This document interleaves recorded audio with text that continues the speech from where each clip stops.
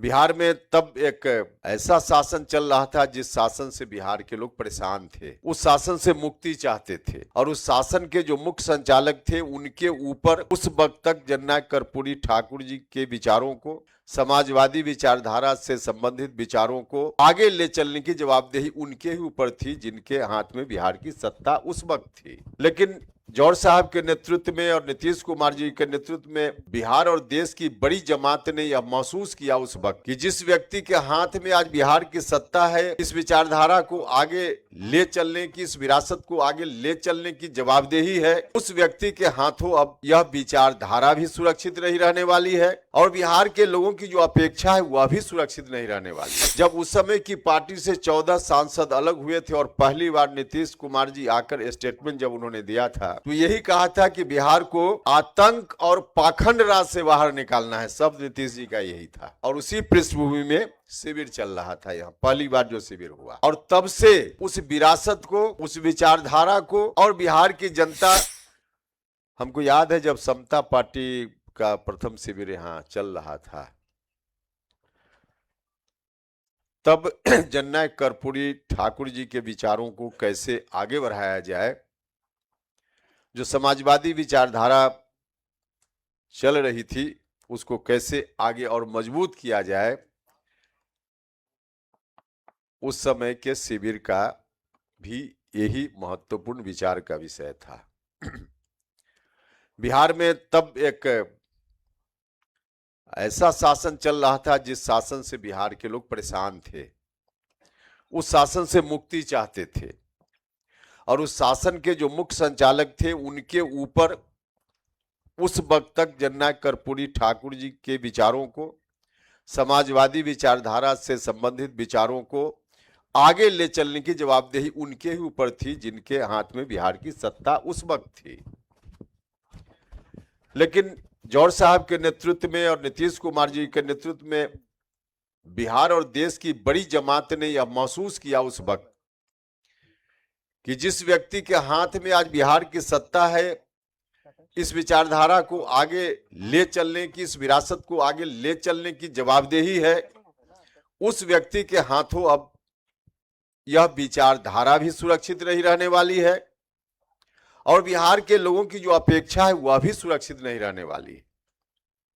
एक अजीब किस्म का वातावरण था। उस वातावरण से मुक्ति के लिए जब उस समय की पार्टी से 14 सांसद अलग हुए थे और पहली बार नीतीश कुमार जी आकर स्टेटमेंट जब उन्होंने दिया था तो यही कहा था कि बिहार को आतंक और पाखंड राज से बाहर निकालना है। शब्द नीतीश जी का यही था और उसी पृष्ठभूमि में शिविर चल रहा था, यहाँ पहली बार जो शिविर हुआ और तब से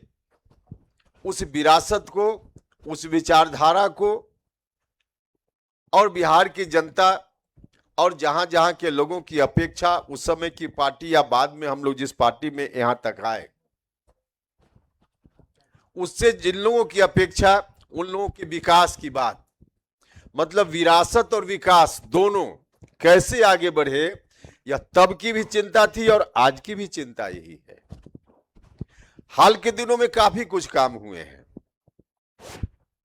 लेकिन बीच बीच में पड़ाव आता है जिस पड़ाव पर ठहरकर हमको विचार करना पड़ता है कि कैसे करना चाहिए, अब आगे कैसे बढ़ना है। कई पड़ाव आए, अभी जो डॉक्यूमेंट्री यहां से दिखाया जा रहा था उसमें भी आप लोगों ने उसकी एक झलक देखी है।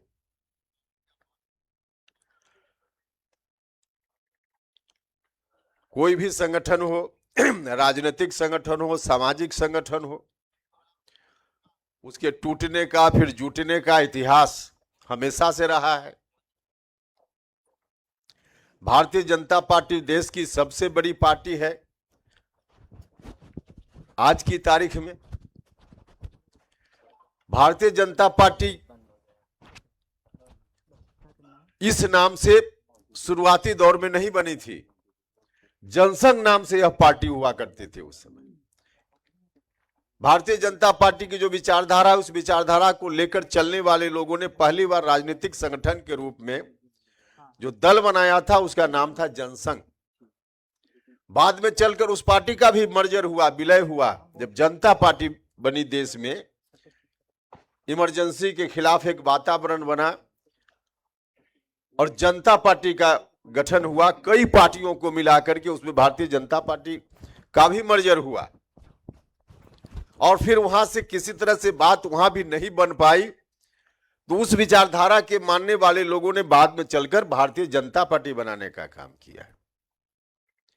उसी तरह से नीतीश कुमार जी, जॉर्ज फर्नांडिस साहब, उनकी जहां से यात्रा शुरू हुई अलग से, जनता दल जॉर्ज से शुरू हुई यात्रा, समता पार्टी बनी। बहुत सारे लोगों को मालूम होगा, लेकिन यहां बैठे हुए कम लोगों को मालूम होगा, याद होगा कम से कम लोगों को, कि एक बार समता पार्टी के विलय की बात भी सैद्धांतिक रूप से तय हो गई। मीडिया के माध्यम से जनता के बीच यह बात सार्वजनिक कर दी गई। बीच में एक चुनाव जल्दी ही होने वाला था, तो हुआ कि सारी बातें तय हो गई है, लेकिन कुछ तकनीकी बातें हैं जो चुनाव आयोग से संबंधित है, इसको लेकर के अभी विलय की औपचारिकता को पूरा करना संभव नहीं, तो हम लोग विलय बाद में कर लेंगे, अभी अपने अपने सिंबल से हम लोग चुनाव लड़ लें। सैद्धांतिक रूप से यह बात तय हो गई, लेकिन बाद में चलकर फिर बात नहीं बनी, तो फिर से कार्यक्रम करके घोषणा हो गया कि अब विलय नहीं होगा। फिर से समता पार्टी, आदरणीय नीतीश कुमार जी ने विलय का निर्णय सुनाते हुए कहा था, विलीन शब्द का उन्होंने इस्तेमाल किया था उस समय, कि समता पार्टी विलीन हो गई, अब समता पार्टी आगे नहीं रहेगी। लेकिन बाद में चलकर लगा कि नहीं, आवश्यकता महसूस हुई उस समय,